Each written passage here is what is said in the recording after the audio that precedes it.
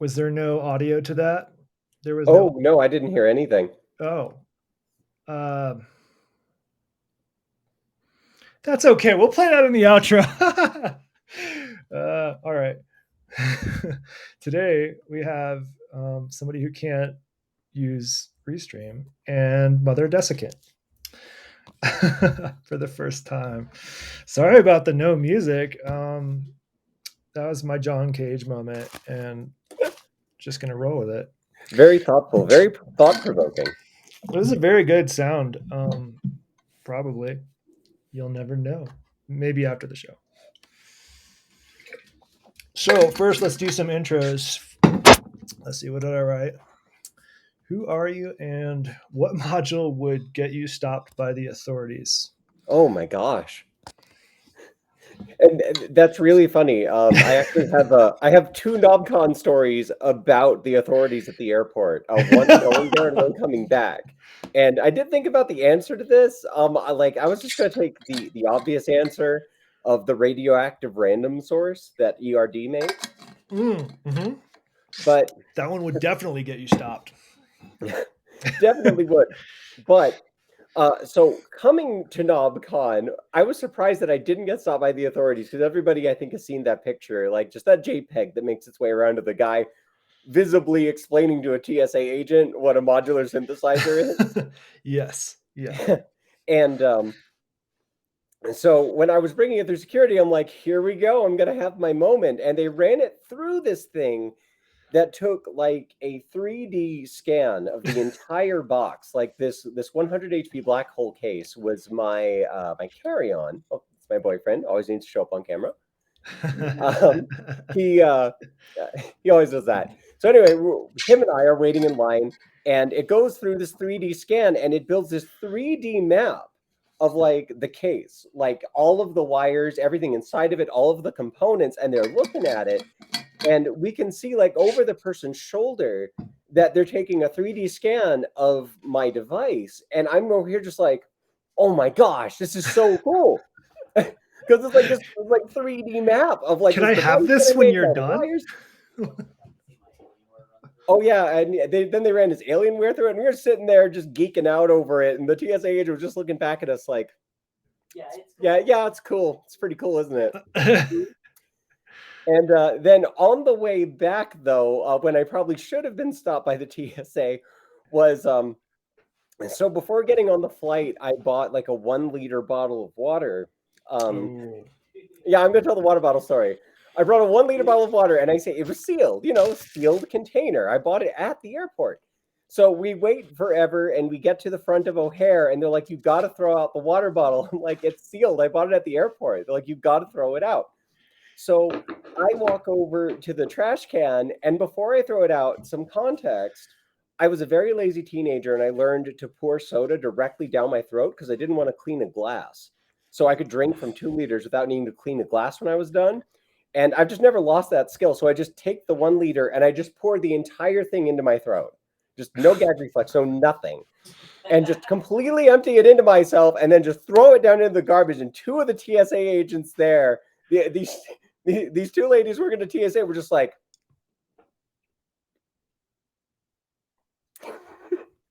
That is very similar to my Iron Brew story. When I was leaving oh, Scotland, I did virtually the same thing with.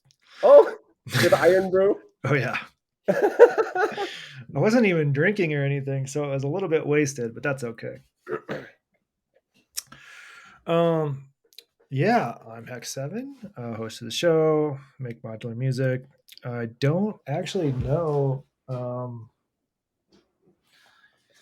Maybe the one with the Nixie tubes because it kind of looks sort of bomby. There's cables plugged into it.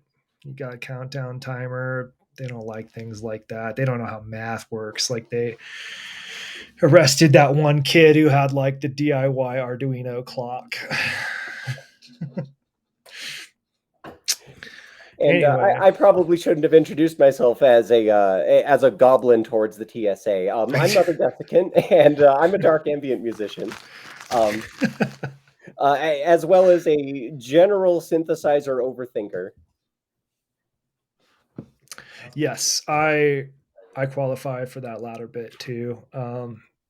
For the stuff I care about, right? Like I'm Oh yeah. not like Benjamin Izzo, who we haven't seen in a while, like is an encyclopedia of modules, like incredible um, Wow. brain on that person. But I am not that way. Like the modules I am interested on, yeah, I've got down, but yeah, other than that, like yeah, we'll get into that. But what was I gonna say? Yeah, everyone should be a goblin to the TSA. Even if you work for the TSA, you should be a goblin to the TSA. Like this is just the way to do it. Like you should definitely annoy them. That's just my take on things because they're like if you can get money from them and you work for them, I'm not hating on you. I'm hating on the concepts. They're useless. They have cool tools though. I want a 3D scan of my system. I mean, I kind Yeah. of know what it looks like, but it'd be cool to have. No, when they took it, I was just kind of like, it felt like I was at like a theme park. Like, hey, can I get like that out like in a poster so that I can just like put it up? I certainly have at least one case that I would like get that on like a movie size poster and hang it in my house over the Right. You instrument can make a itself. poster, you can make an animation, or like the semi-transparent Oh rotation type yeah. things, get real glitchy with it. Yeah, could be cool. Um, Someone turn their 3D printer into a 3D scanner and hook us up, please. Yeah, so before I hit stream and failed miserably to change my audio, uh, which I was jamming out to. Um, uh, we were talking a little bit about case design. Yes. So, Mother Desiccant is probably like one of like a handful of experts on case design. Um, Hold on, I'm cramping up. Whew. All right, not enough electrolytes. Anyway, an expert on case design has helped many folks, particularly with large cases, go through and make something usable. So I think that would be like a good topic. Like, one, how did you get into that? Oh yeah. Well, I guess at first I got into it doing it for myself. My experience with Eurorack is, I think, universal.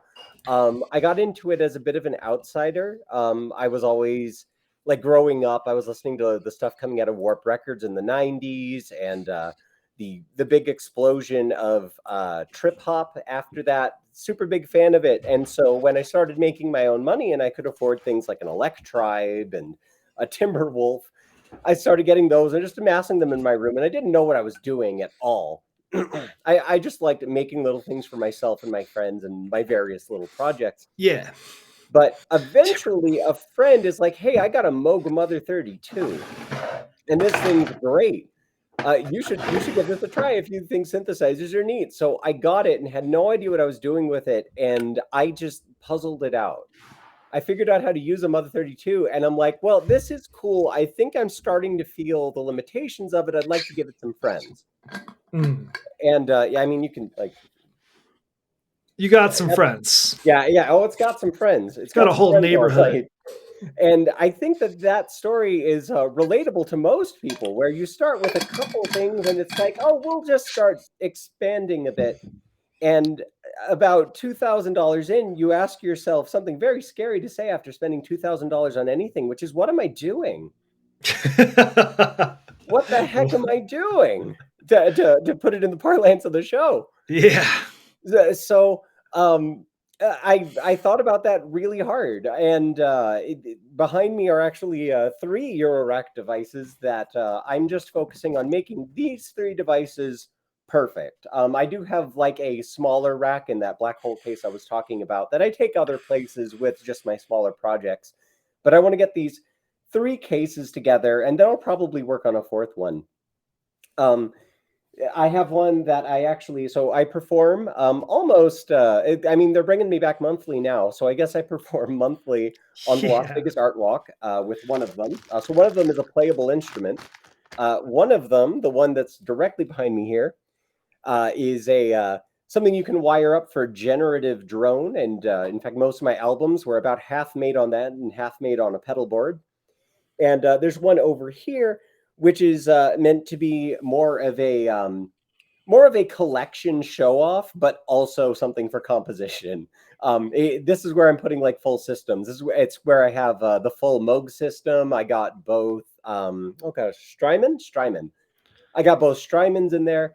It's a little bit of a show off case. I also have most of my Instruo in there, but so that's my collector case, and I guess I'll get more into that later. But each one has its own little thing. That one makes space music. This one makes techno, and the one behind me makes the stuff I put on my albums. And the one I play live, I don't want to change. I think it's perfect. The one behind me, I think needs a reorganization, and the one to the left of me, still trying to track down just a couple things that might make it absolutely perfect. But I'm doing a no gear year to get totally in touch with the instrument and definitively decide what it needs and what it doesn't need. Welcome to the team. I mean, I'm doing a no Euro rack specifically here, and the reason there's that stipulation is because Cosmo modules panels when they come out are pretty ephemeral, so I Hmm. have a little asterisk there. But I have not bought anything this year. I've traded for a couple things. Yes, trading is okay, especially when things break. Yeah. I actually had something break after our big move, and I was like, "Ah, geez, there goes my mimosa." And what are the chances of getting that from Russia right now? I'll just throw grids in there. Yeah, I mean, I did get some stuff from Russia last year from Paratech, because I saw they were having a hard time, and I'd always wanted a few of those modules. But so it's possible, but Mhm. somehow I have no Oh my idea. gosh. Like in my in my writing and just generally I try not to shill for modules, but oh my gosh, get a Chloe. They're so good. Oh my gosh. If you're looking to incorporate tubes, Chloe's are so good. They give you everything from Rammstein to like those Blade Runner brass timbers. If you envelope the LPG, it's so good. That's awesome. Yeah, so I think when you get enough modules or enough cases, you get into a scenario where you're well, there's a limit. There's an upper limit to how many modules you get. Like, but if you still have like a usable amount of modules, like U cases are still pretty like small comparatively to some other folks, right? Like they're none of them are huge. Oh no. Um, in terms of like you don't have like three Needham cases filled with modules or anything like that. Oh Um, no. but you come into it, you start thinking about them. I start thinking about them. I think because more analytically, like what do I want to do with this specific case? Like what is this case like? What do I want to get out of it? What's that case going to be? This other case that's like lower down here, that's like my junk drawer case. Like that's my show off case where like I don't care if the panels are black, weird Cosmo modules, like that kind of stuff. Like totally not something I would take to a show, but like handy.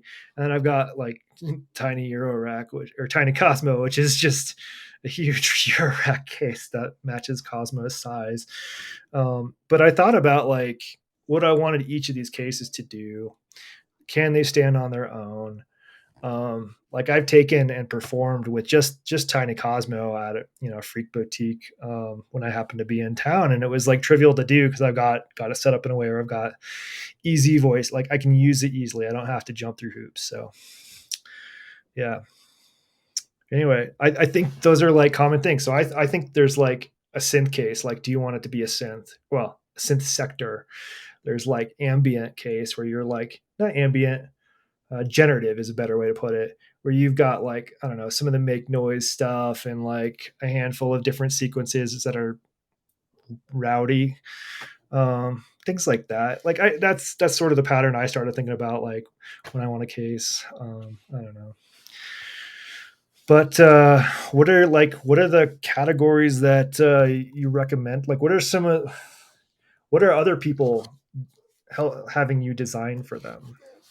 So I've actually had a couple. I've had a couple good ones. One of them is just like you mentioned before, I have smaller devices, and the trade-off there is that they take up more horizontal space.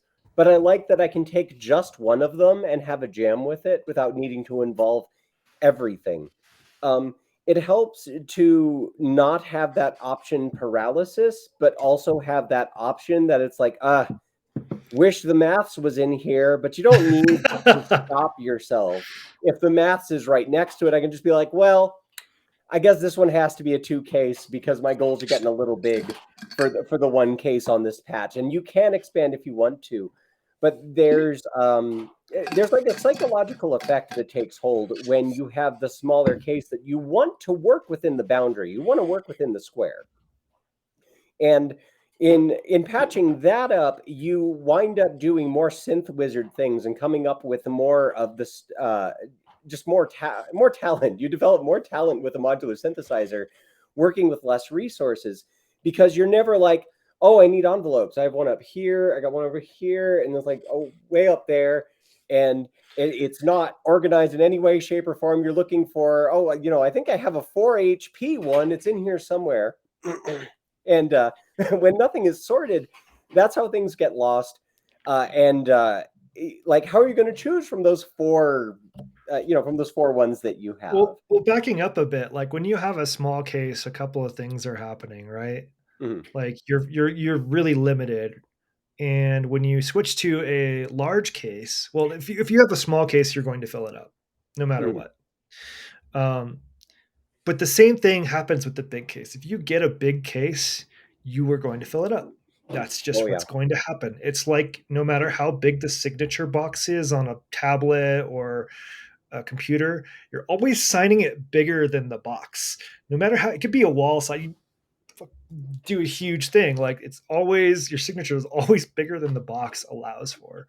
Oh Um, yeah. Fill the space is just such yeah, a strange, like, human sensation. yeah. I used to raise reptiles, and in that scene, it's called empty cage syndrome, where, like, oh, you had a baby snake and it grew up into a not a baby snake and it needed a bigger enclosure, and now you have the smaller enclosure, which would fit a king snake.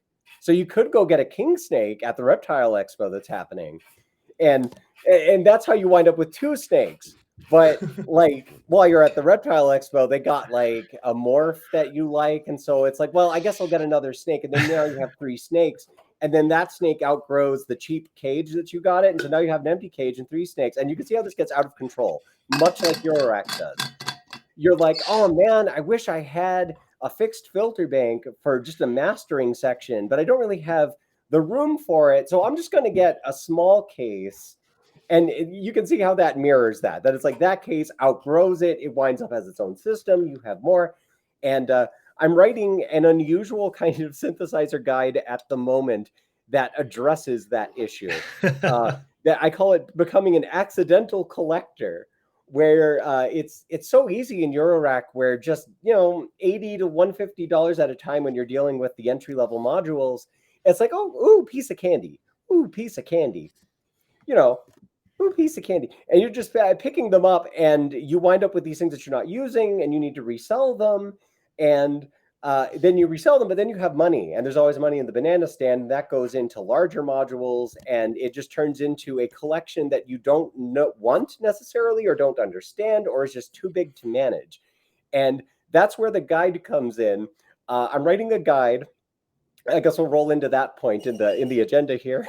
So I'm currently writing a guide on how to design a modular synthesizer. Not a modular, not a module. Not a I'm not module, that not a good. case, just like how you put all of those pieces together, right? Yes, Yeah. putting all of those pieces together. And to answer your question before, some of the things that I have worked on, I did one for RYO. Wolfel, who is behind RYO, uh, has been making music instead of making modules lately, and that's why they've been a little inactive. And they had this huge case, just a really big case that had two parts. It was like two dopes, like it was like two dope for monsters stacked on top of each other or something, and then another one to the right of it. Because he runs RYO and he's got all of his own designs in there, including his logic section, which was blown up all over the place. And I know from talking to him that he does Logic drums on most of his music. So I'm like, why not bring this stuff together and have like a Logic brain? Like, so you have a Logic section where parts can play off of each other, or where you can program particularly complex drum patches. And that was how I got into this whole synth consultant thing, was helping Woeful RYO uh, redesign this huge case into something that made sense and could be played. And Woeful, of course, the thing is when you're still purchasing, it's still a living instrument. Yeah. So the way that I put it in the guide is, the reason why the Ramones were successful with four chords and they didn't learn anything else is because the guitar didn't change from gig to gig. If the guitar was changing on the Ramones from gig to gig, they probably couldn't have kept doing what they were doing. Like, they weren't bringing out 7 strings later in their career, to my knowledge. They weren't getting really fancy with it. They're just like, I know how to do a couple things on this, and I know how to do it well enough. And when you're practicing an instrument, if most people have practiced the guitar, or maybe if you were in band, you practiced brass. Imagine if there were new buttons and new options, new tones, new controls, new ways out of that instrument every fifth or sixth time that you interacted with it. It's impossible to learn that instrument.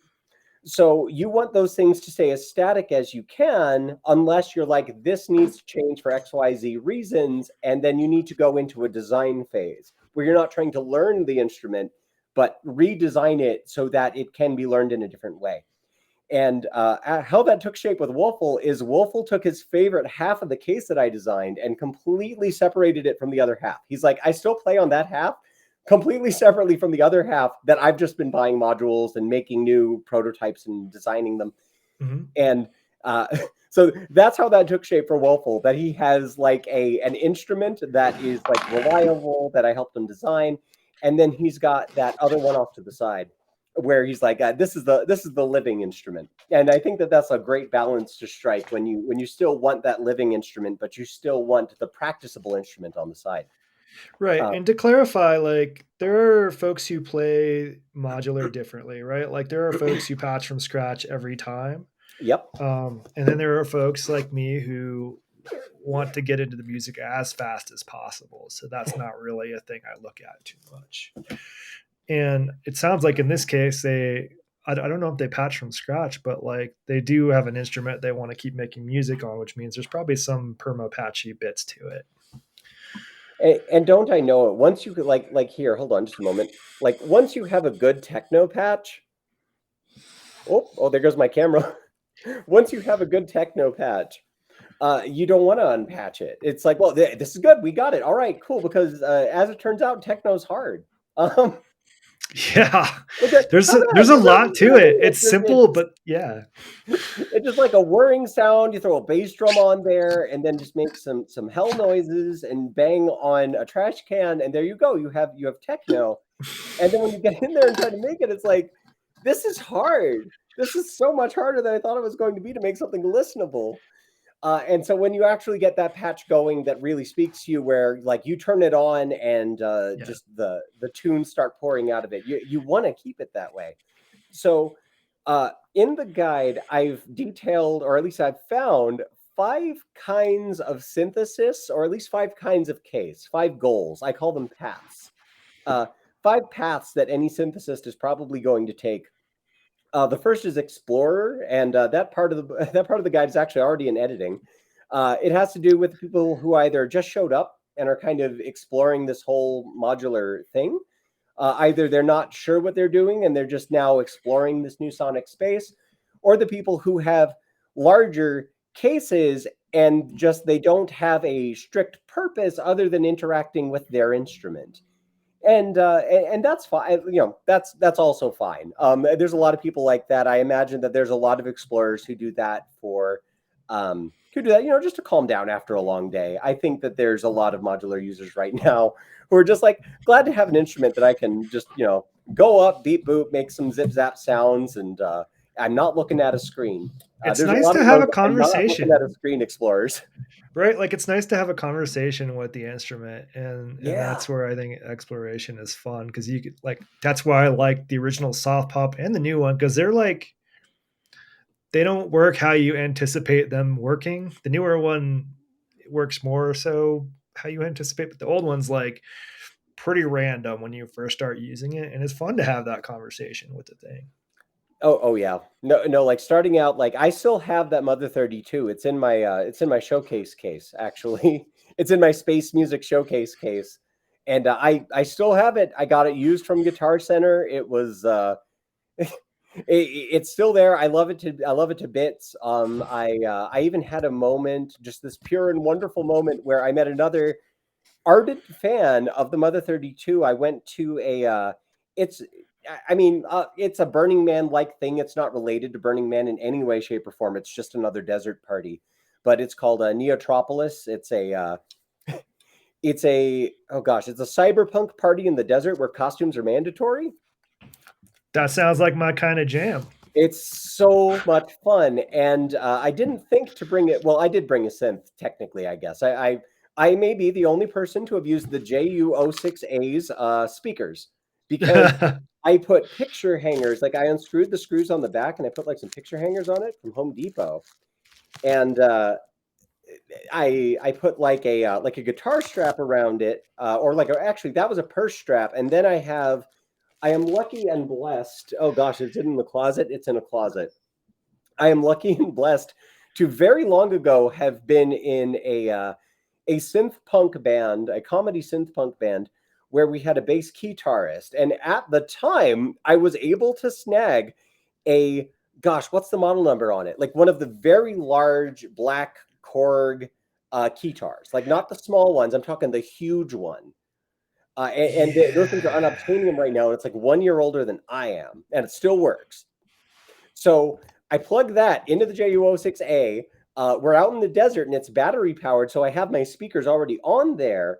And me and my friend, we dressed up as cyber nuns, and we they went around with sacramental wine, like offering people free drinks if they would like chug a lug. And so while they were doing it, I played these church chords on the guitar. Just like wah! There's I guess. That's so good. That's so good. That's the way to do it with the speaker on your neck. Yeah, that's awesome. So I actually Um, did use the speakers on the JU06A. And the what where this all speaks to though is there's so many ways to use a synthesizer, and not all of them even have to do with music. Like that was very much a performance, but the like I have a video on my channel where I used my synthesizer to play a game of SNES Tetris while also processing the audio coming out of the game. But the goal was to actually make a Tetris. Uh, and there's so many ways to use, especially Eurorack, because it's so open ended that I had to split everything in the guide into 5 parts. So there's that explorer. And once you start exploring, you'll generally start spilling into one of the other of the five, which are a musician, which is I want to treat my rack like an instrument, something that can be actively played, like I'm in the '90s acid scene. There's the composers who want to set up either an ecosystem that plays itself or interface it with a DAW, perhaps, for a more predictable experience, which you're not going to really get with Eurorack.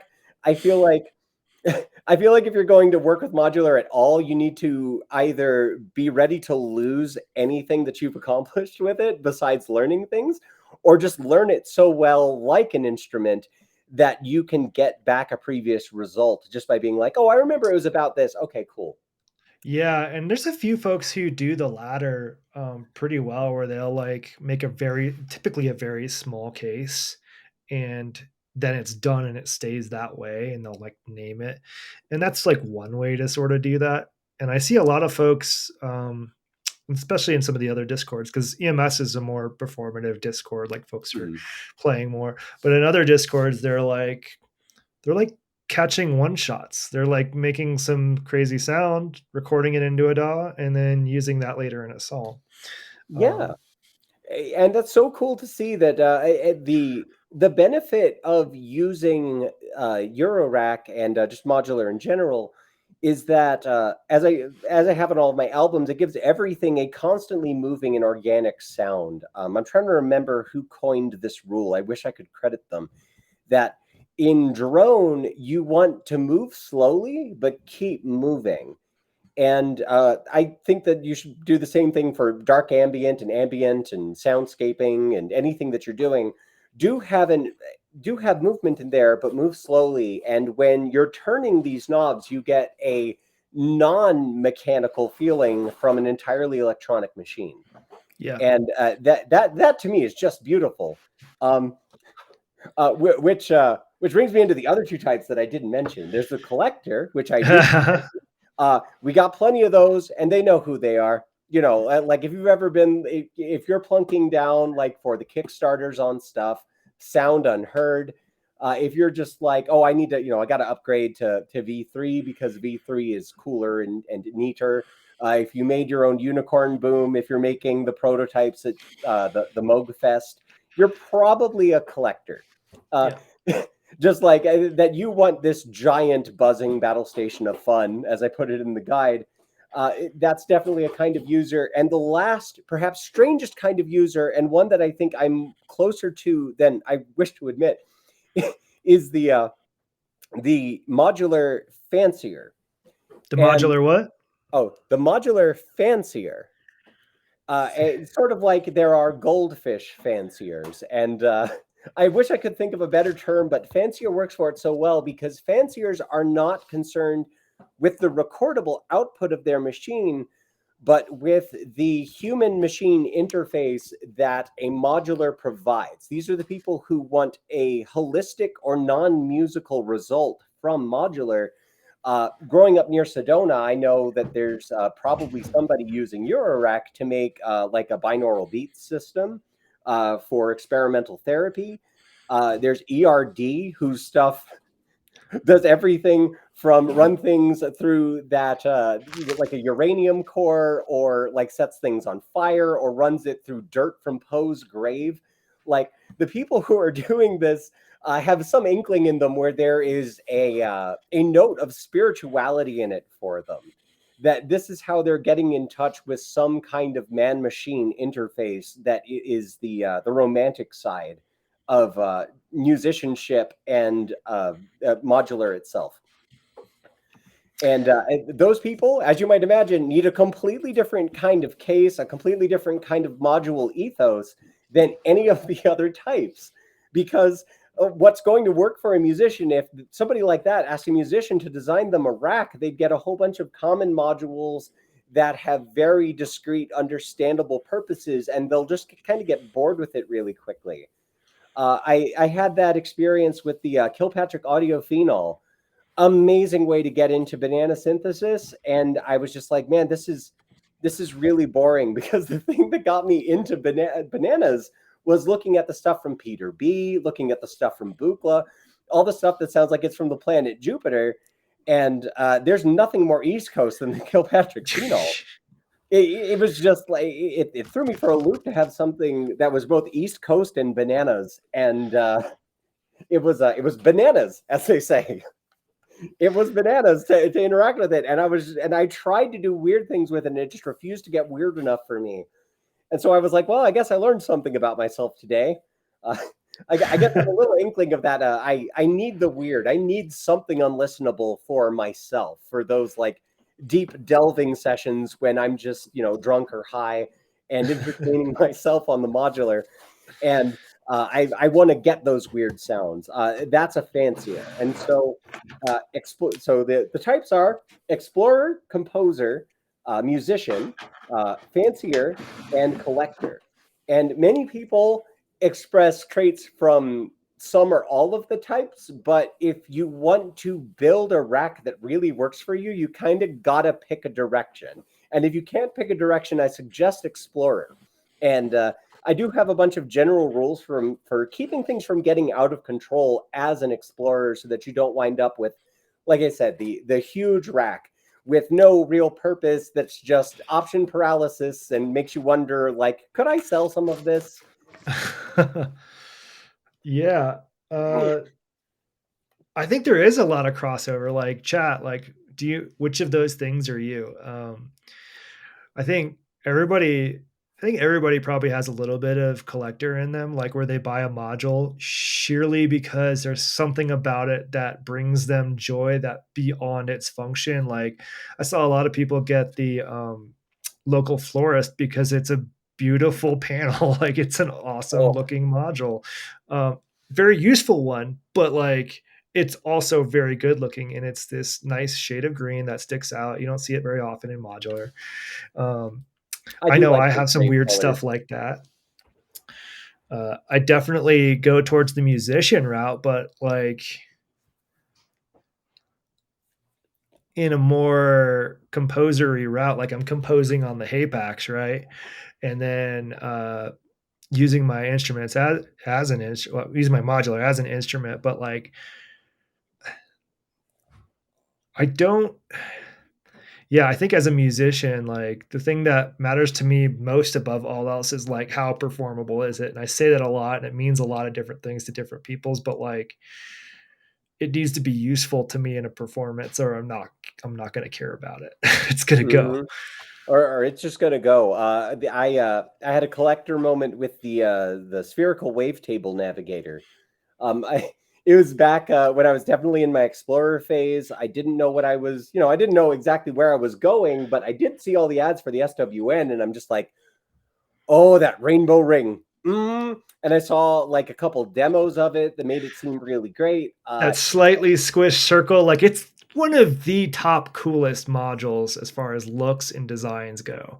Like No, no, it hands so down. is, and, like, wherever I put it any module sorry, any rack that you put either that or ironically, an SMR, with the same form factor and the same rainbow circle, that Yes. thing shines so bright in all of the colors that it looks like the crown jewel of any case, and it's so funny to me because there's the SMR, which is, like, it's almost notoriously one of the hardest modules to use effectively, Yes. and then you have the SWN, which I got, and it was gone like before the newness veneer of the module was gone. I just basically resold it at MSRP. It was in and Yeah. out so fast because I was like, oh yeah, 6 voices, any wave I want. It's wavetable. It's going to have the deepest bass. This is going to be amazing. I'm going to be able to like this will just be an oscillator bank. It doesn't. It doesn't do that very well. I It's one of those modules that's really cool from a concept standpoint, but like anytime I see it in a case, which is really easy to do because it's so obvious, it's rarely got patch cables in it. Like, Yeah. And right now, I gotta admit, my SMR is unracked. I was using it as a kind of as a like it's not technically a fixed filter bank, but it can be used as a configurable fixed filter bank that you can then save the settings on. yeah. So that's not so bad. It's nice to have some kind of 6 band EQ, and that's what I've actually wound up using it for mostly. I kind of want to get it out just I've talked about challenging myself, and I like challenging myself with modular. A good challenge I think to undertake would be just get the SMR and get it to be a rings, because I think that that's what everybody wanted from it. That everybody who's kind of coming off probably I think it's fair to call rings one of the most popular resonators in the Yeah. format, Yep. and because it's so easy to get good output from it, like you don't even need to give it a source, you don't even need to give it an in, you don't need to give it gains, you just give it a sequence of volt per octave and it outputs just the most beautiful like string emulation that you've heard. I don't know if you've ever used a rings though, but just the design on rings is just perfect. It almost prepares you for disappointment with the rest of the format. I think it's one of Emily's best designs. I've never used a rings. The closest I've come to any mutable instruments oscillator is Micro Freak, and the I think the Dirty Wave M8 might use a macro oscillator or something. And then I just recently, like last year, picked this up at towards the end of the year, and I need to plug Hey, it in somewhere, but Braids is the one that attracts me the most because I have a panel for Cosmo that I can swap this out into, which I should just do tonight. Oh my god. And the Just MIDI a little polyphony in soldering. Eurorack is yeah, it's so hard to do. If I think wait no, braids is the other plate. Sorry, I'm thinking of yarns. Yeah, braids is like pre plates, Yeah. plats, plats. Yeah, lots of people don't like lots of people don't like plaits. They prefer braids. I haven't tried braids yet, but it's open source, so I can get around to it. Yeah, I just like the screen for braids and the sounds that it makes, particularly that vocal synth. So if when this is plugged in, you can shame me for it always being on the vocal synth. um, it's just gonna be that. Um, I'm okay with that. It sounds great. Oh yeah, no. Um, Wherever it feels like it belongs. And I just got to shout out that the absolute Chad move of releasing 8 new synthesis modes for the oh my plate god. because they thought the plates was so good that they're like something's going to go wrong, and there was that some drama with the micro freak and Yeah. Arturia, Yep. so they were kind of correct. And so then like after all was said and done, Mutable closes shop. They're like, by the way, here's my secret firmware for plates that has like FM modes and DX7 emulation, and you can upload DX7 patches to it. Yeah. And I'm just like, that thing's in my live case. Are you kidding me? This is like Christmas. I got a free module. You got like 8 free modules. Like that. Yeah. That's a sick combo. Um, yeah. So for backing up to the Arturia thing, that was a whole mess because someone in the Arturia marketing department, I think in their marketing materials for the Micro Freak, wrote like in collaboration with Mutable Instruments, right? Which isn't quite accurate. Collaboration requires one person to actually talk to another person, and Yeah. that didn't happen. So I think that got Yeah. I eventually remember fixed. it was But like Emily was like, they never actually talked to me. And then the marketing department was like, oh yeah, I kind of didn't talk to anybody. So there was like a communication breakdown there in the yeah, promotion. don't do that. No.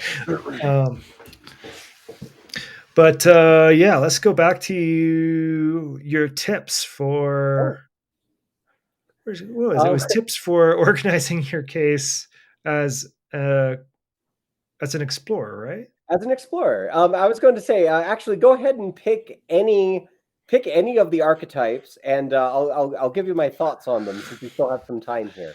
What do Yeah, you give think, me any chat? of What do those you want to archetypes, hear and I'll go most? off Let's on it. start with the explorer, and while All we're right. talking, you can pick another. They can pick another archetype. So in the explorer section, I have a couple tips for picking modules. One is something that you may already be doing, but you want to like stop yourself from getting the new shinies. uh, where something comes out and it's like, well, I already have an oscillator, but you can never have too many VCOs. That attitude is just like predominant, especially in new synthesis. That it's like, well, you need sound sources, so I'm going to get like 5 VCOs, but then you have like a filter and maybe one LFO or modulation point.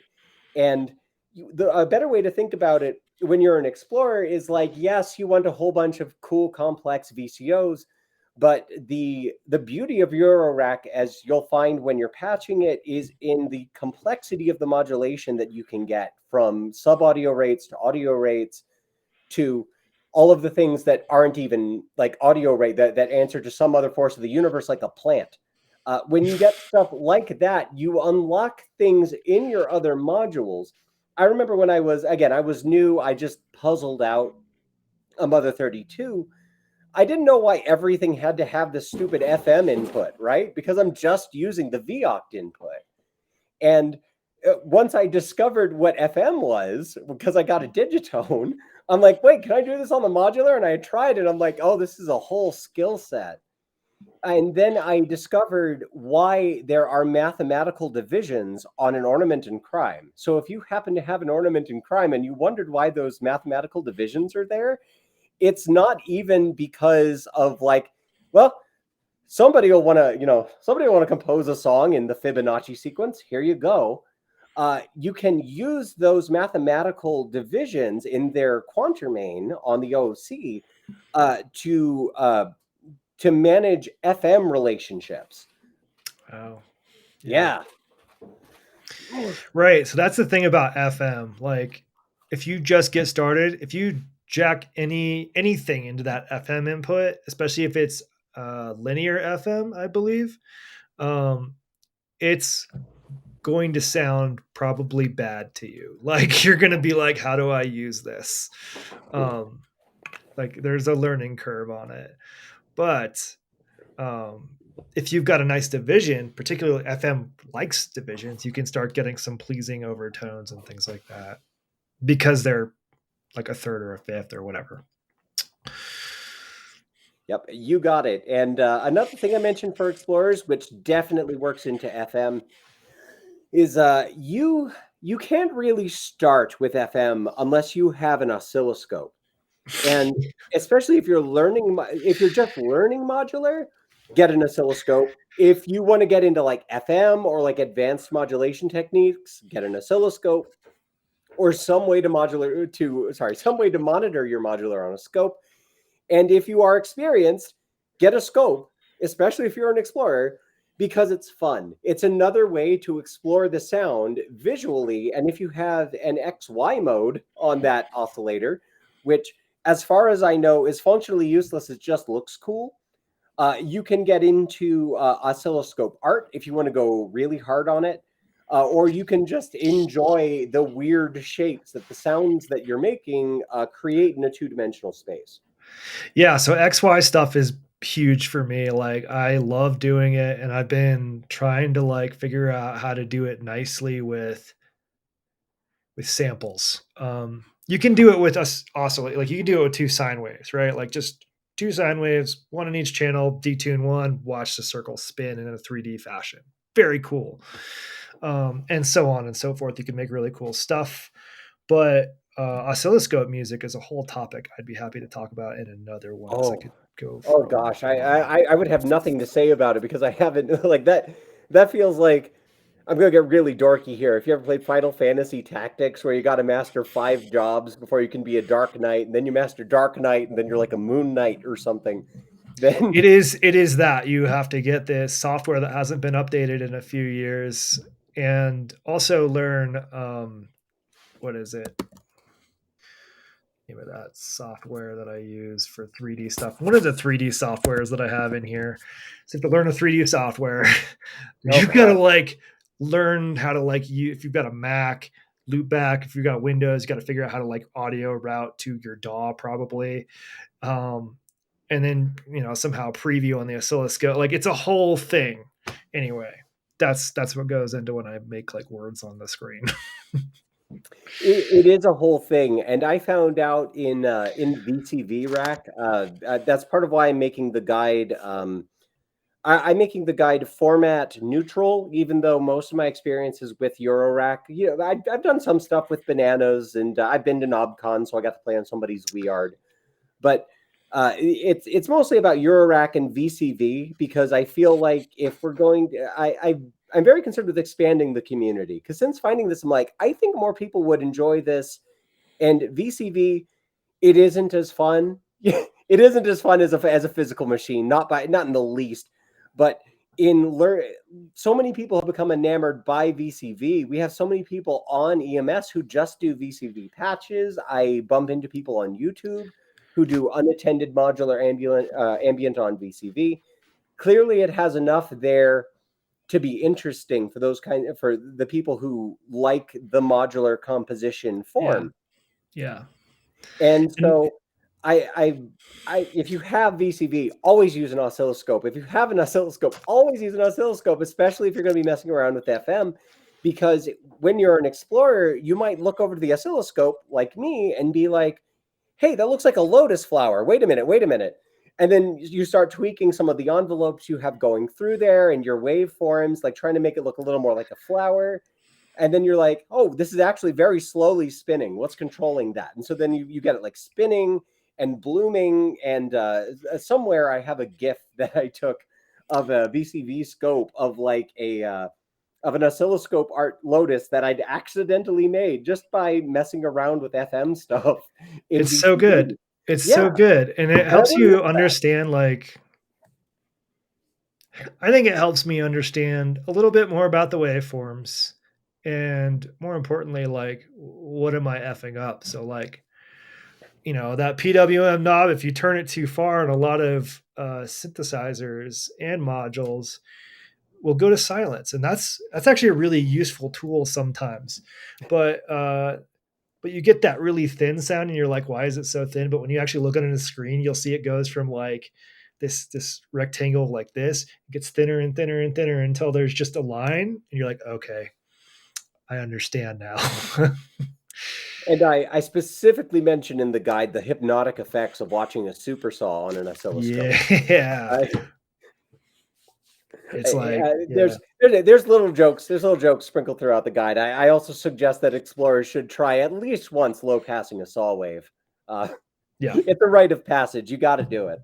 yeah. Um, yeah. Did y'all pick an archetype? I don't think you did. But there is a question. Oh, Jay Blanco asked, "What's the difference between like? Can you expand on the differences between a musician and a composer?" yeah. So this was one that was one category, and then I had to split it because they had completely different needs. And I can best describe it by the two machines behind me. Let me see if I can do this without like deactivating my camera. The two behind me here, we have this one, which has a performance mixer. You can see that pretty plainly. I got the mod map on there. Uh, I've I keep meaning to go get some stuff for a perma patch because you can get some what's the word? You can get some clips that go around your cables and Mhm, like screw in with your M3 screws and will like hold mhm. them all in place. Yep. So I'm thinking of perma patching this thing for good so that all of the knobs are accessible. It's a playable device that just off the top of my head I can be like, okay, change up this gate pattern, make this noise hat like ring a little bit farther, and I'm going to run this through this effects chain. And that all happens within the space of a second because I'm just reaching around and changing it while I'm building up a noise, like while I'm building up like a noise wall with my other hand for like a big drop. And those elements are muted, but I know what's going to come out of it because I've solidified the instrument to the point where like, okay, and this is going to come out what happens when I have the bass drum at 50% through the first FX chain on the fourth preset, and I'm going to load this preset that I have of like a song that's ready to go because maybe I got a little too experimental with it and it's starting to sound like an Autechre album, and that's not the vibe I'm going for. So it needs to be something that's playable, is my point. It's something that both hands can be on it. I know what the things on it do. I'm not menu diving. Yeah. Like I love my PAMs. Love my PAMs. Especially early on, it was basically every single patch. I don't want to deal with that live. You don't want to be diving in menus when you're playing live as a musician because, like, you just you have a loop going. Maybe you have some variation in there because you've patched it well, but it's you don't want to be fiddling with a little thing. You want to be like you want to have that DJ energy when you're Right. playing And live. You and want to be beyond the out menu there. thing, like it Yeah, can't like change clock divisions or whatever in a way that interrupts the flow of the current music, right? Like that's really notable when you're doing that kind of stuff and you're trying to get like, I don't know if Pam's does this, but like on a lot of my sequencers, they'll go from like a 16th note to like uh, a 12 to an 8. Like there's that triplet bit in between those. And if you hit that, it really messes things up in between when you're trying to double speed or something. yeah, and stuff that like desyncs. It Yeah. just it becomes really messy, and so there's a different goal there. So Yeah. to put it as concisely as I can, a musician is playing the Eurorack like an instrument, but just as a guitar has strings, a piano has keys, what have you. I guess there's other instruments out there. You can interact with it in a very direct way, which results in a musical output. And when I say musical output, let's be real, we're dealing within the Western realm of tet music. Probably, if you're doing techno, you can get a little weirder with it, but you need to get something musical out of it. It probably has musical divisions. So a composer is a completely different kind of archetype because immediacy doesn't mean much to a composer. A composer is the person, you're writing down the notes. Composers are people who come at Eurorack from this place of, well, it's funny. I was talking to somebody who's probably going to wind up in the special thanks for the book, Pruggy Boob. I actually did a case Yeah. reorganization for him as well. Yeah. And he was talking about the YouTube sphere of, and I'm sure that most people in Eurorack probably watch this stuff too. There's a whole sphere of YouTubers who talk about advanced music theory, stuff like non-functional harmony and the Coltrane changes, and like what a key signature change did to the girl from Ipanema. You'll find people talking about these niche things of composition that are like, oh, this person uses like shared notes in just the parent scales and then like ventures out of those scales, but has like the bass on like a Dorian and then has like Mixolydian on the lead. And that creates this feeling. And people who come at modular see these advanced quantizers that are like, oh, I can do both at the same time, or like a chord oscillator that it's like, oh, like you can that's another challenge I wanted to challenge myself with. I wanted to see if I can make a modular do the Coltrane changes, and it's not easy even on modular, but you can come at music from a compositional point of view. Like, Yeah. I don't want to learn to, like interface directly with the strings, directly play the knobs, directly bang on a drum, but I do want to compose these things that I'm seeing in the musical sphere, and my friends won't sit still enough to hear me talk about it. So you have this modular that you can then take all of that advanced knowledge with and run your own experiments on. When you learn about how to accomplish non-functional harmony in a composition, you can use generative elements to make that happen without actually composing anything. You're not even writing down notes. You just gave it a set of rules and let it go. And that's a completely different set of modules, a different set of needs, and a different rack than what a musician needs. You might have a part of a live thing that does a bit of that you maybe like crossfade in for like your transitions. I could absolutely see that. Maybe there's one piece that's different every time, and that's how you do it. But outside of that, you definitely want something that you can change up on the fly and play as an instrument that you know in and out as a musician. As a composer, you probably want a deeper experience with deep menus, lots of possibility that's going to keep you coming back and provide you with those fun little puzzles to solve of how to accomplish things like the Coltrane changes, like going around the circle of fifths. And Ornament and Crime has like what, like three kinds of chord modes, like all Right. sorts of So stuff. I think a composer and an explorer have a lot of similarities, with the composer being like, there's probably a lot of overlap in module selection, with the composer being like, I have specific intent I'm going in with, and I am going to use these modules to accomplish that. Whereas the explorer is the one like playing with PAMs. Maybe that accidental um, clock division shift made things awesome, like that kind of Yeah, thing. just hunting for happy accidents, and happy accidents do happen as a musician, but they're all heart stopping, especially if you're playing live. Oh my gosh. Yeah, live, there are occasional happy accidents live, right? Like, I hit the wrong button and mute everything on the last bar of a 4-bar phrase. Oh gosh. Sometimes that works. It's like a bass drop, and then when the next thing comes in, it like works.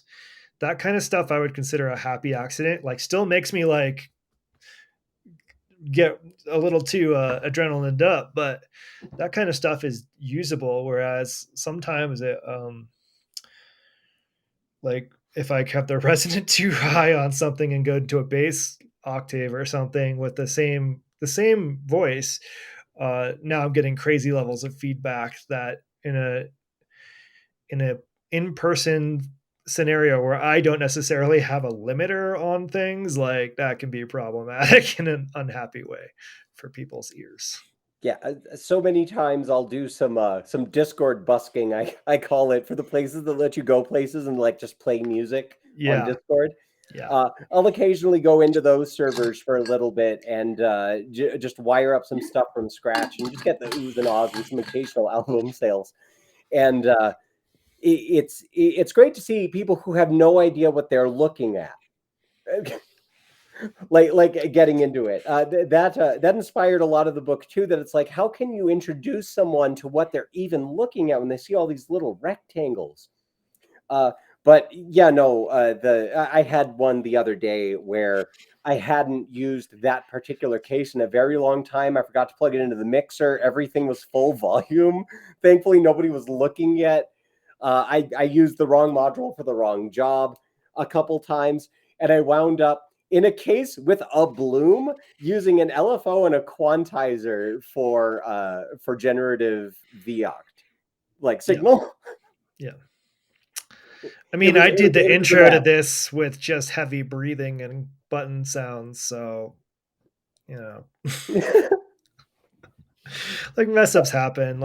But yeah, I think Explorer is like for me, like that's a case I would like to get. Like, I think that's the highest on my list of a case to sort of make at some Mhm. point, like a small, think like a make noise.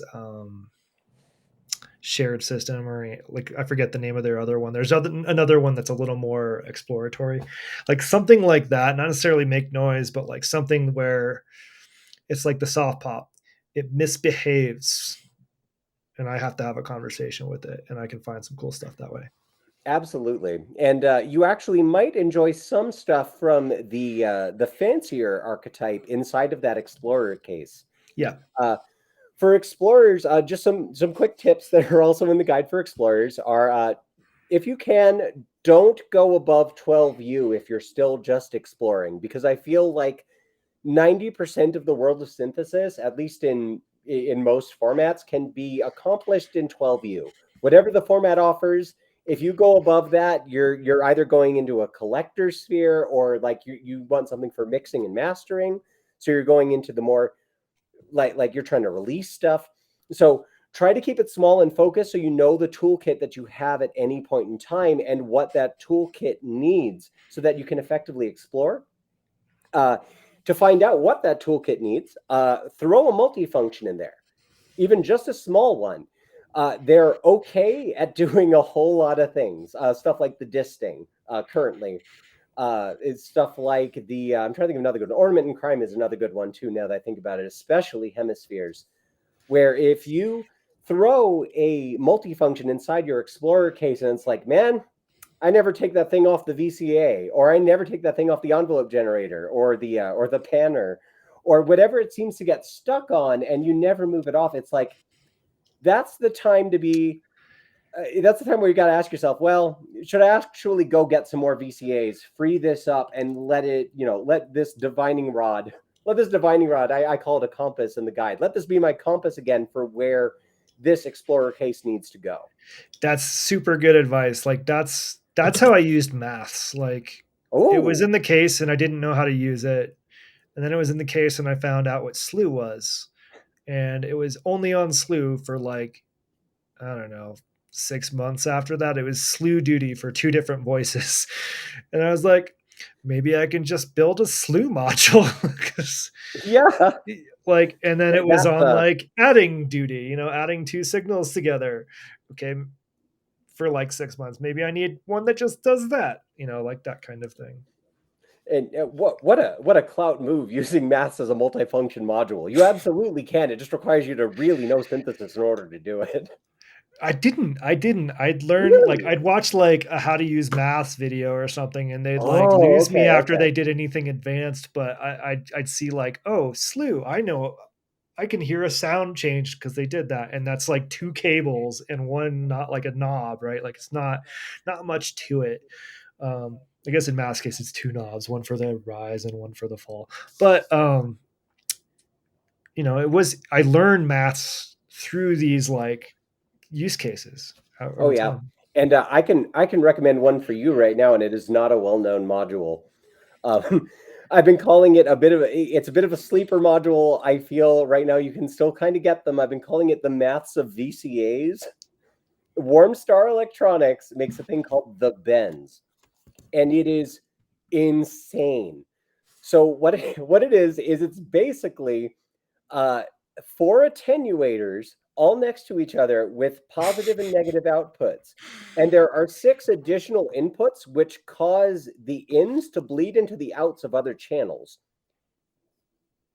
And I call it the maths of VCAs because on its face, like maths, like you hear about people all the time who, go on YouTube to get their modular advice and that's really where it is at the moment.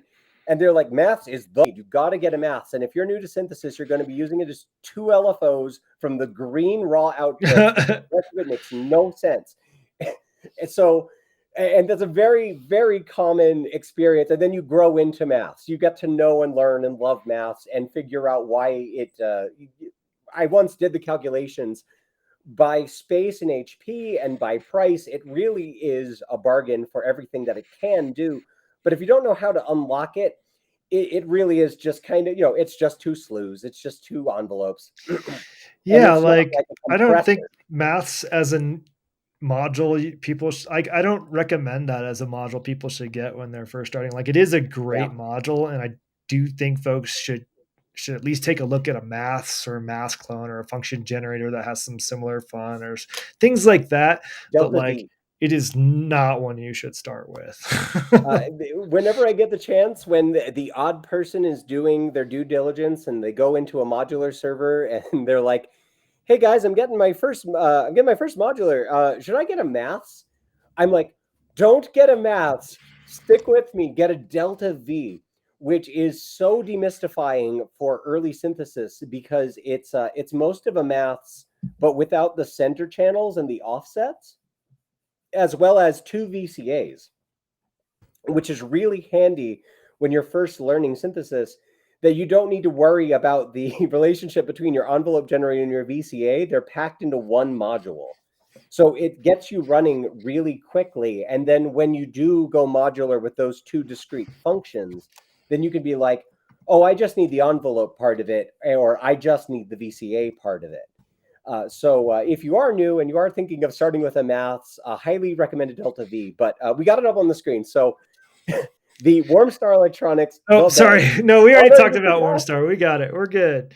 That's now on my list. And Forrestine asked like how many function generators have come out since they got mass, and like there's so many cool ones that I could just list off the top of my head. Like on my list, if I was going to swap out mass, it'd be for like a phalastry or maybe like function junction or something. But Oh like yeah, I don't think it Rampage. really matters for me. Like mass is fine. I think it's worth the space for me. I'm not worried about 2 HP or anything like that. But And you know Clarv, what's there's a bunch of good ones. yeah, there's a bunch of good ones, and it's funny because like now that I'm thinking in the the 5 types of synthesizers archetypes, each one like kind of has a different, better purpose. Yeah, Maths is great for exploring because it's such a jack of all trades. yeah, All of the comparators and gates and all that extra stuff that you have inside of a Befico Rampage. yeah. Rampage That's is sick. Rampage is great, and it's perfect for generative applications. Yeah, If you have some sort of unpredictable bit in there, then you can then you can like use the outputs, the incidental outputs of the maths that you're not using. It's like, oh, I got this spare gate. I want something to happen occasionally. You got that on the Rampage. There's the Marv, and isn't there a Carve as well with a Q? Am I thinking of something it's different? QARV. Yeah, Yeah, and that one's man. pretty There's a rad. It's 4 function generators, all I think attack release. I don't remember how the signal mixing works on that one, but yeah, uh, it's quad attack release slash VCA and tons more. Like there's tons of cool stuff out there that you can replace with, and I think a lot of these modules have shine at one or more of the archetypes more than others, right? Like I wouldn't say maths is performative for the I most was part. trying to mention that. I wouldn't say maths is performative, but for the longest time, all of my hats were managed by a Delta V because it's so easy to run any noise source. Because like how many semi modulars you got with a noise out that you don't use all the time? You can either run that through a filter or run it through literally nothing. and just into a function generator with a VCA. And you can use that for everything from hats to risers, which, like that when you're building up right before for a bass drop. You can make it a crash cymbal with like a longer decay. It's a noise voice that you have immediate control over, and it's like Yes. nothing to wire it up or unwire it if you want to be patching on the fly. Yeah. So yeah, like each one like seems to speak to different needs, and that's how I wanted to write the guide. To say like, look, everybody's got different needs. You know what your needs are. You go read that section, and this is how you can design a case that's going to work for you. So that way you don't get caught up in like the maths hype machine, which no, make noise, make your money, but uh, so you don't get caught up in that hype machine and think that maths is something that's required to start doing modular synthesis, and you really don't need a maths. It's a good idea to have a function generator, I guess, but I wouldn't start with it. All right, I want to keep going because this is like an awesome conversation, but I have to go do dinner stuff. Oh, So absolutely. Oh yeah, we went over. Oh gosh, I got lost we've in the gone sauce. over. Yeah, I Yeah. I I can feel the hanger coming. Like fuck mass. Let's get rid of mass. Let's burn down mass. Wait, I No, like maths. Why am I no, so I angry? love math. See, once you're in intermediate synthesis, you're ready for math. It's so useful. Yeah, it's a fantastic module. Um, all right. So, yeah, thanks for coming on. You got to be on more of these, but you also have your own competitive show, What the Deaths, that is now weekly, Well, right? it's the Sunday Massive. Everybody's naming their channels what the in the Discord. Sunday Massive at 2 Yeah. p.m. every Sunday, more or less. I go on breaks when life stuff happens, but Yes. uh, it's the modular show that is different every single week. Uh, I don't know. I You got to usually be don't know what I'm careful. going to be doing until I turn on the camera. So every week it's different. Um, if there's any theme, I genre hop. One of the things I'm proud of in my live case is that it can do almost every single EDM genre that I can personally name. And so I'll do a genre that I haven't done before and start wiring that up and just figuring out while I'm on stream what it takes to make that genre happen in modular. Uh, or you might catch me on the weird ones where I'm making it play Tetris, where I'm just like, I'm under the weather. I'm going to make some music like there is in Yume Nikki, kind of thing. You never know what you're going to get. One time I did a big case build on it. It changes every time, so show up for mass, and you'll have a fun time. There's usually a rowdy crowd in chat commenting on what's going on, and I always take requests. So. Yeah, it's pretty fun. Usually I have that on like when I'm doing Sunday like chore. Oh, Anyway, I gotta run. I guess I'll try to play the outro. Yeah, I'll try an oh yeah, outro. Why give not? it a Like, shot. I want to hear. I change want to my hear the audio compliment. now so I don't F this up.